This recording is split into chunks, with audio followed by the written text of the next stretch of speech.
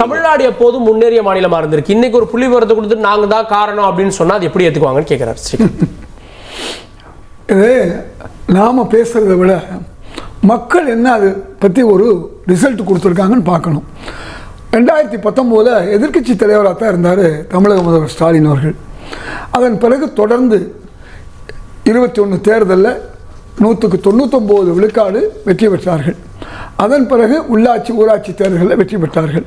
அதெல்லாம் போகட்டும். ஒரு 3 வருஷம் கழித்து 2004 நடந்த பாராளுமன்ற தேர்தலில் என்ன நடந்துச்சு? இதே மக்கள் 100க்கு 100 வாக்களித்தார்கள். அப்போ 100க்கு 100 வெற்றி பெற்றார்கள். மக்களுக்கு தெரியுது இந்த முதல்வர் அவருடைய செயல்பாடுகள் சிறப்பாக இருக்குன்னு அவங்களுக்கு தெரியுது. அவர் இன்னும் அதிகம் பண்ணுங்கிறார். உங்களுக்கு தெரியும் அப்துல் கலாம் என்ன சொன்னார்? கனவு காணுங்கள்னு சொன்னார். உலகத்தில் பல அறிஞர்கள் கனவு காணுங்கள் தான் சொல்கிறாங்க. ஆனால் இந்த ஒரு முதல்வர் தான் உங்கள் கனவை எங்களுக்கு சொல்லுங்கள்னு சொல்கிறார். உங்க சொன்ன நேரம் கரெக்டா, ஆட்சி முடிகிற நேரத்தில் கேட்பாங்க. அடுத்த ஆட்சிக்கு சொல்றாரு. இந்த ஆட்சி முடிஞ்சு போச்சு. அடுத்த ஆட்சிக்கு இந்த ஆட்சியில இருந்து யாராவது நம்ம குறுக்கீடு செய்ய முடியுமா? முடியாது. இருந்தவரை குறுக்கீடு பண்ணவரை இங்கிருந்து வெளியே ஓடுறாரு. எங்கே அதை கூட என்ன சொல்றாரு முதல்வர்? எதையுமே நெகட்டிவா கூட பாசிட்டிவா எடுத்துக்கிறாரு. இந்த ஆளுநர் ரவி இங்கே இருக்கணும், இருந்தா எங்களுக்கு நல்லது. இவர் இடையூறு செய்ய செய்ய இந்த தமிழுக்கும் தமிழக மக்களுக்கும் டிபேட். ஆமா, எனக்கு தெரியாது நீங்க எந்த டிபேட்டோ சரி. நான் என்னுடைய டிபேட்ல இது டிபேட்டாவே சொல்றதா வச்சுங்க நீங்க. அப்ப நான் என்ன சொல்ல வர்றேன், அவர் இருந்தா எங்களுக்கு நல்லது. ஏன்னா சத்தியத்துக்கு சாட்சியா இருப்பாரு.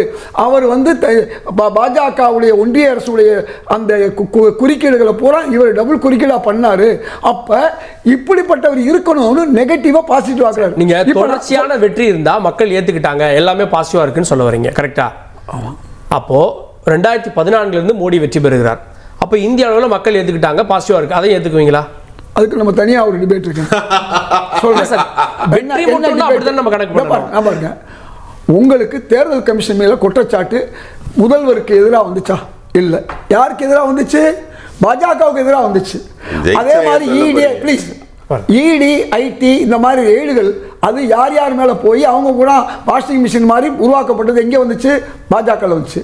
அதே மாதிரி தேர்தல் கமிஷன் மட்டும் இல்லை, அங்கங்கே இருந்த ஆட்சியாளர்கள் என்ன செஞ்சாங்க எல்லாமே நமக்கு தெரியும். அது நல்லா உங்களுக்கு தெரிஞ்சுக்கணும். 290 400 போக வேண்டியவங்களை 240 ஆக்குனாங்க.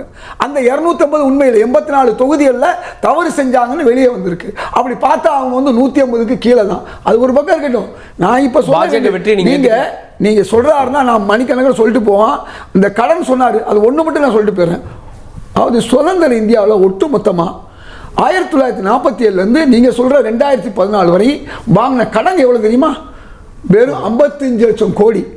இன்றைக்கு என்ன கடன் தெரியுமா? அந்த 10 வருஷத்துல மோடி அவர்கள் வாங்கினது 200 லட்சம் கோடி. அதாவது ஏறத்தாழ 200 லட்சம் கோடியை அதிகமா வாங்கியிருக்காரு.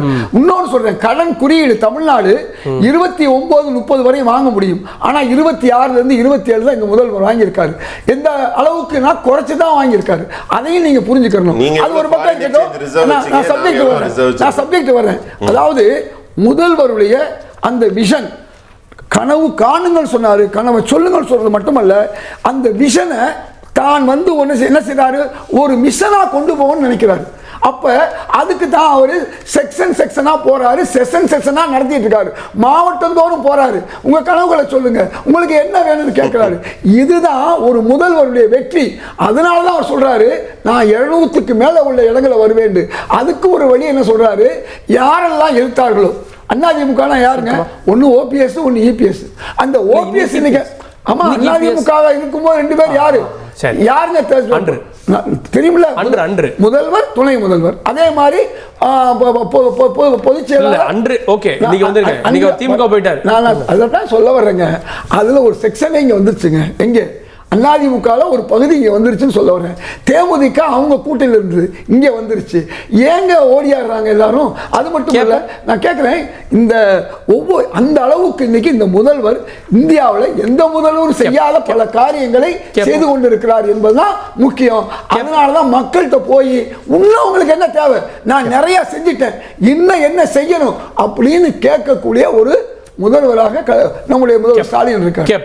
ஒன்றும் இல்லை, நீங்க வடகாசிக்கு வழி கேட்டீங்க, கடன் விஷயமா கேட்டீங்க. அவர் தென்காசிக்கு வெளியே சொல்றாரு. இப்ப நான் என்ன கேட்கிறேன், கடன் இவ்வளவு போச்சு, தமிழ்நாட்டு கடன் எவ்வளவு ஏர்போர்ட் வந்து தெரியுமா? அதான் சொல்றேன், 7 ஏர்போர்ட்ல மாடு கட்டி இருக்குது. அது தெரியுமா உங்களுக்கு? யூபியில குஷிநகர்ல இருந்து 7 ஏர்போர்ட் கட்டினாங்களே, அங்க விமானம் ஓடல. ஏன்னா 80 கிலோமீட்டருக்கு 100 கிலோமீட்டர் கட்டிட்டாங்க.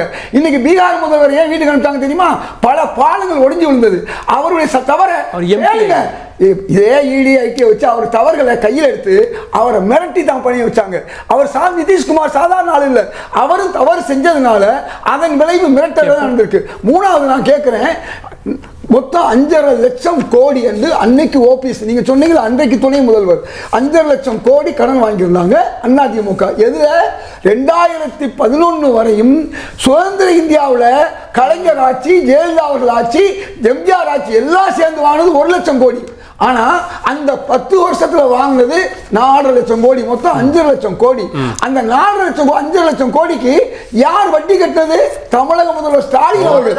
அதுக்கே 2 லட்சம் கோடி. அப்ப இவங்க வாங்கின பணத்தை பூரா நல்ல காரியத்துக்கு பயன்படுத்தி. நீங்க வாங்குற கடனுக்கு யார் வட்டி கட்டுறா? பிஜேபி. அவர் சொல்றாரு பாருங்க.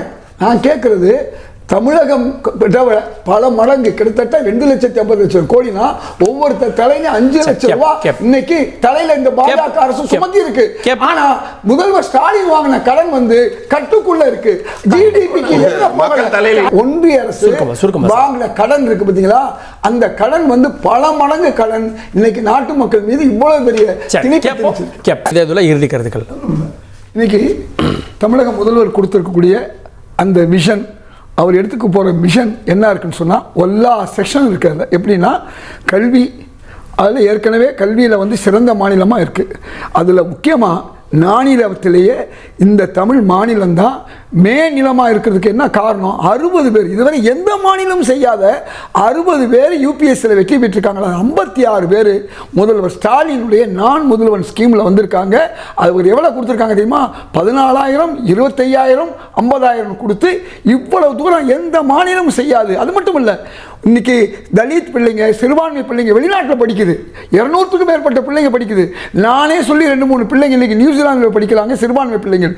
எதுக்கு சொல்ல வரேன்னு சொன்னால், இப்படி மாநிலத்தில் கல்வி, அதே மாதிரி வேலை வாய்ப்பு, அவ்வளவு தொழிற்சாலைகளை கொண்டு வந்து வேலை வாய்ப்பு, அது மட்டுமல்ல உங்களுக்கு விவசாயத்தில், இப்படி ஒவ்வொரு துறையிலும் அவர் செய்திருக்கக்கூடிய அந்த சாதனை என்பதுதான் அவர் சொல்லக்கூடிய அந்த விஷன். கனவு சொல்லுங்கள், நான் அந்த கனவை செய்கிறேங்கிறாரு. அப்போ நீங்கள் இந்த அளவுக்கு இந்தியாவில் எந்த மாநிலம் செய்யாத ஒரு செயற்கரிய செய்வார் பெரியார் சொல்லுவாங்க. அந்த பெரிய விஷயத்தை இன்னைக்கு முதல்வர் செஞ்சிருக்காரு. அதனால தான் உங்கள் தலைப்பு அருமையான தலைப்பு. அது மட்டும் இல்லாமல் இன்னைக்கு தமிழ்நாட்டை எந்த அளவுக்கு மேம்படுத்த முடியுமோ அவ்வளோ படுத்திட்டாரு. எல்லாரும் என்ன பேசிக்கிறாங்க தெரியுமா? நாமெல்லாம் எல்லா ஊடகங்கள்லையும் 5,000 பேசுகிறோம். ஆனால் பெண்கள் என்ன பேசிக்கிட்டாங்க தெரியுமா? நம்ம முதல்வர் 2 மாதத்தில் 9,000 ரூபா கொடுத்துருக்காருடி அப்படின்னு பெண்கள் பேசிக்கிறாங்க. எப்படி தெரியுமா? பொங்கலுக்கு கொடுத்த அந்த பணம், அதுக்கு பிறகு 1 மாதம் கொடுத்த பணம் 4,000 பிளஸ் 5,000, மொத்தம் 9,000 ரூபாய் 2 மாசத்துல. 1,30,00,000 பேருக்கா? 1,30,00,000 பேருக்கு நான் கேட்கிறேன், மீதம் இருக்க 1 கோடி பேர் என்ன நினைப்பாங்க? கேட்கிறேன், எனக்கு தேவையில்லைங்க. அதாவது ஒரு நிமிஷம், அரசு ஊழியர் தேவையில்லைங்க, ஐடி கட்டுறவங்களுக்கு தேவையில்லைங்க, சொந்த வீடு வச்சிருக்க தேவையில்லைங்க. நான் கேட்கறேன், தேவையில்லாம சார். உங்க வீட்டுல உங்க வீட்டம்மா முடிவு பண்ணணும் அவங்களுக்கு வேணுமா வேணாமா. அப்படி கிடைக்காதவங்க என்ன? எங்க வீட்டு பாருங்க ப்ளீஸ், ஆண்களின் தேவை. வீட்டம்மா நாங்கள் சொல்கிறத கேட்பாங்க, பல பேர் விட்டோம் வீட்டு நம்ம சொல்கிறதையும் கேட்பாங்க, அதில் ஒன்றும் கவலை இல்லை. நான் அதுக்காக வேண்டி வந்து அவர் ஸ்ரீகாந்த் பேசுன மாதிரிலாம் நான் பேச வரல. குடும்ப பெண்ணா குடும்பம் இல்லை சார். 1 கோடி பேர் என்ன பண்ணுவாங்க? அதுதாங்க தேர்தலில் உங்களுக்கு காமிக்க போகிறாங்க. எங்களுக்கு தேவையில்லை, எங்களை விட கீழே இருக்கக்கூடிய உனக்கும் கீழே உள்ள 1 கோடி நினைத்து பார்த்து நிம்மதி நாடுன்னு பாடினால ஒரு பாட்டு, அது மாதிரி இன்னைக்கு ஸ்டாலின் அவர்கள் கொடுக்கக்கூடிய அந்த தொகை எல்லாரும் எதிர்பார்க்கல. இன்கம் டாக்ஸ் கட்டக்கூடிய பெண்கள் இருக்காங்க, தொழிற்சாலைகள் நடத்தக்கூடிய பெண்கள் இருக்காங்க, வீட்டில் வந்து வசதியா இருக்க தொழிலதிபர்கள் வீட்டு பெண்கள் இருக்காங்க, அரசு அதிகாரி பெண்கள் இருக்காங்க. அவர்களுக்கு கொடுத்தாலும் வாங்க மாட்டாங்க.